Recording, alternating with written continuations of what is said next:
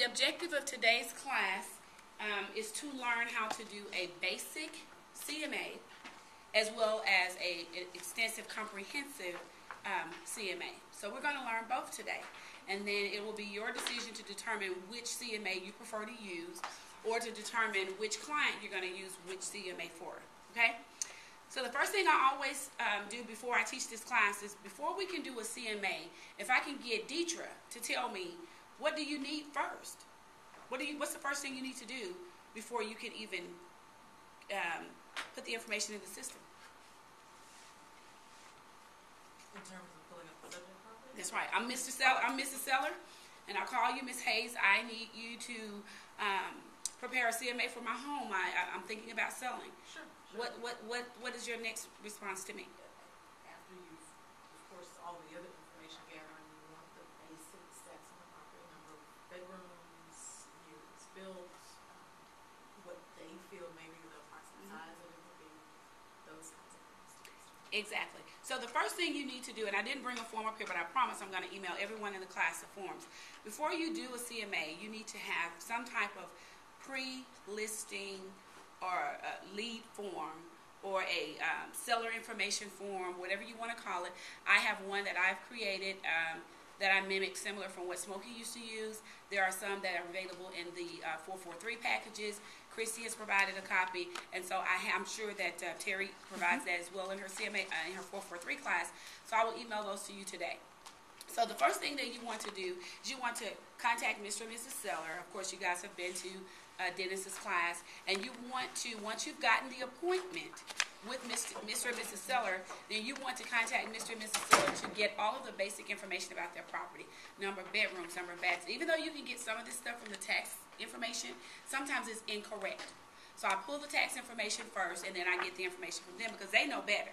My house is listed as 3 bedrooms on the Tarrant County Tax Appraisal District, but I have a 5-bedroom, 3.5 bath house. But they have my house listed as a 3-bedroom, 2-bath home. So if you were doing a CMA for me and you just went by the tax rolls, you would have wrong information.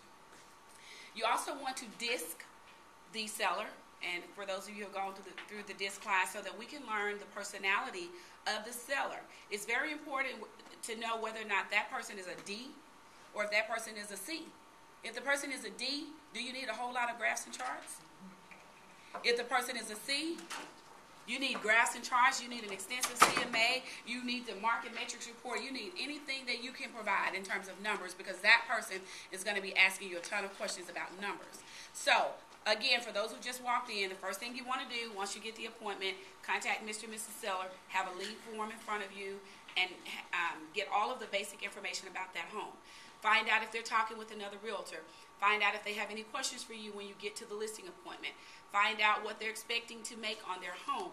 It's good to get an idea, so you know whether or not you know that they're only going to get 150, and their expectation is, I want to sell it for 180.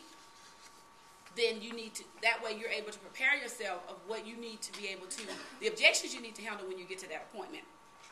Also, you can determine whether or not this is a listing that you need to take. Not only are they interviewing them, they are also interviewing you. So sometimes we have to make a conscious decision that maybe it's not time for Mr. and Ms. Seller to sell their home. Okay? So now we've collected all of our information, and I've provided that for you. So I've already contacted Mr. Seller. Mr. John Jones. Mr. John Jones has told me that he wants to meet with me on Thursday at 5 o'clock. So I've gotten all of this information at the top here from Mr. Jones, and I have an idea of what Mr. Jones is expecting to sell his property for. This one is a really easy one. Mr. Jones is looking to sell his house for about $180,000. Okay? So I've gathered all of this information, and now we're going to go and actually do a live CMA right here, and then we're going to do a basic one, and then I've already provided the basic information for you, and then I'm going to show you how to do the wizard. Any questions so far before we get into the actual CMA? Yes. Normally there's a possibility that somebody just emails saying, I want the CMA for my house, and just gives you the address of the house, and that is all. What do you do? Your responsibility is to say, I would love to send you a CMA. Prime example, I just received a call from a real client about 30 minutes ago, She found me online, and she called and left me a message while Lauren was making my copies. And she says, "Hi, Miss Jones. I got your information off the internet. I wanted to know if you could prepare a CMA for me for my house. We're possibly going to be selling and doing a short sale." So she gave me all the information. Well, I wasn't just going to send a CMA. So I called her and I told her, I acknowledged the phone call, and I explained to her that I would be happy to provide you with the CMA. However, there is a bit of information that I need to get from you. Do you have about 10 minutes to give me some information? Because she could have been at work. She says, "Sure." So then what you will want to do is let that person know, well, I really need to get some information from you regarding the home so that I can provide you with a more accurate and precise CMA. Because if I just email it to you, I may not be giving you the most accurate information available. Does that work? Okay. So that young lady wants a CMA this afternoon, but I wasn't going to rush and do that. So I got all of the information from her. We talked about everything that was going on. The home is not even in her name. It's in her uncle's name. So now I have a listing appointment with this young lady and her uncle. She wants to purchase the house from her uncle, but he wants to do a short sale. So you see what I'm saying? I would have been sending a CMA with her name on it, and the house didn't even belong to her. So you see how I had to gather more information. I had to find out there's 2 liens on the property. There's an 80, there's a 20. So you see all that goes into that. She had a very vast knowledge of a short sale, but there were still pieces that were missing for me. So now I'm comfortable because I know exactly what I'm dealing with. Mr. Lucius has to be at that appointment, not Miss Evelyn. I can't meet with her because she doesn't own the property, and she's welcome to be there. Got it? Okay, so we've gotten the information. This is a fictitious property that I have given you. Does everyone have this property? So the property is 5555 Fannin Farm Way in Arlington. I chose this property because I know they have really good comps, and I wanted to be able to give you some good information. I didn't want to pick a neighborhood where there was only one comp. So what I'm going to first do, of course, is I'm going to go to the search button on Netris, and we're going to find out a little bit about Mr. Jones's home. So most of you know when you're doing a CMA, you're going to check single family, and you're going to select active, pending, and sold properties. Because I've already pulled the tax records, I know that this property is located in Area 87. I also know that the subdivision is called Fannin Farms. So I always try to search by the neighborhood first. Oh, I'm sorry. Thank you, Lois. So it's in Arlington, which I don't have to put Arlington, but I will put it there. Fannin.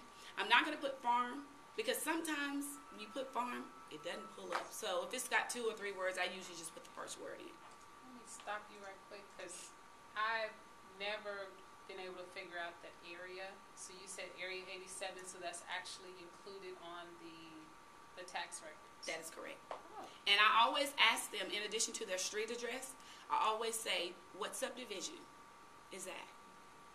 Just to make sure that everything matches when I pull the records. You're able to get a lot of information from the tax records, but again, it could be incorrect. Like my home is incorrect. So I'm gonna start my search with the city of Arlington, Fannin, and then we see that the home is 2,500 square feet, and the year that it was built was in 2000. Now I'm going to ask you to take out your others. We're going to kind of be looking at both forms. You have a set of papers here that says CMA Basics. I have some information on the first page that just gives you the basic course outline for doing a CMA, and this was provided by Tom Hill over at Arbor. So it gives you some information. If we'll just skip down to number 4, where it says defining search parameters, so that you know why I am doing what I'm doing. It says location. You always want to search the neighborhood first. The same neighborhood or subdivision is preferable or map close proximity. So we're going to look in this neighborhood to see if there are enough comps. If not, then you would want to go out about a mile. We want to make sure the housing styles are all similar. Age, same subdivision usually accomplishes within a short period of a few years, usually within 5 years, no adjustments. So I'm going to show you how to do an adjustment today just for information only, but I don't want you to get too wrapped up into adjustments because you really need to understand them and know when to use them and how to do them. But just so you know how to do an adjustment, I'm definitely going to show you how to do that. That's all in the notes for you. But this neighborhood, Again, I know that there are some older homes in this neighborhood, and there are also some newer homes. That neighborhood is probably from the mid-'80s all the way to 2011 in terms of the homes that were built in that area. But we're going to try and stay close to the age of this house just for the sake of time, and we don't want to overwhelm you this morning. So, number 4 says the size of the property.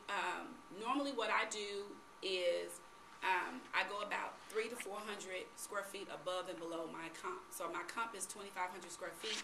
So I would start my search parameter at 2,000 square feet and possibly go up to 29.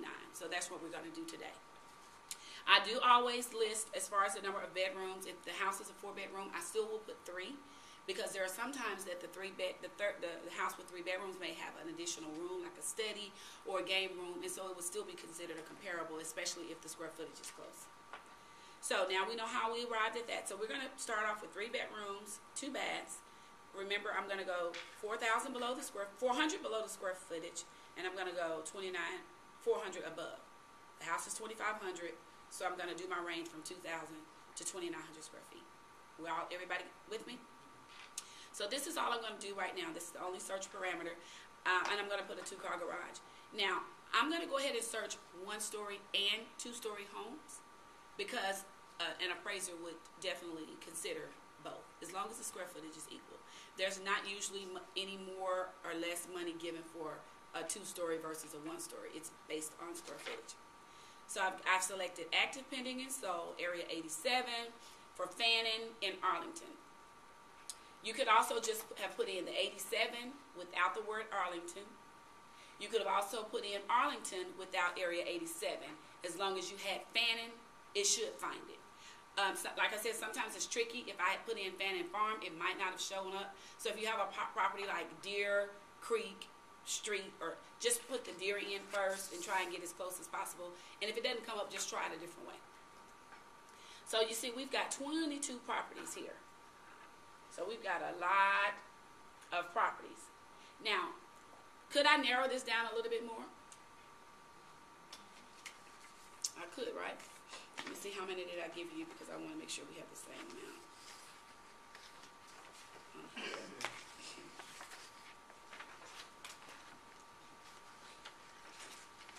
Okay, I think I only have 14 on yours, so let's go back and, because I want it to be the exact same information that I gave you before.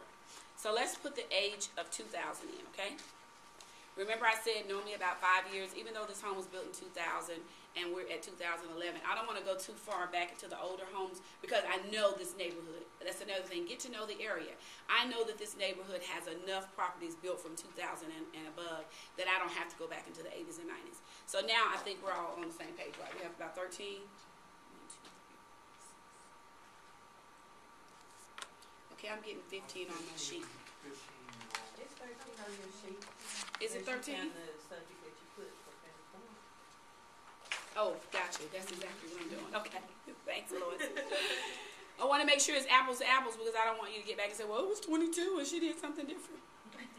Okay, so we have 6 active properties, 2 pendings, and we have 13 solds. The first thing that I do is I always select all the listings, and then I just run like a CMA of the entire neighborhood.